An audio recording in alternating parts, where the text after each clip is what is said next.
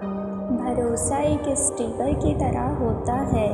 ये दूसरी बार पहले जैसा नहीं चिपकता। भरोसा जीतना बड़ी बात नहीं है, भरोसा बनाए रखना बड़ी बात होती है।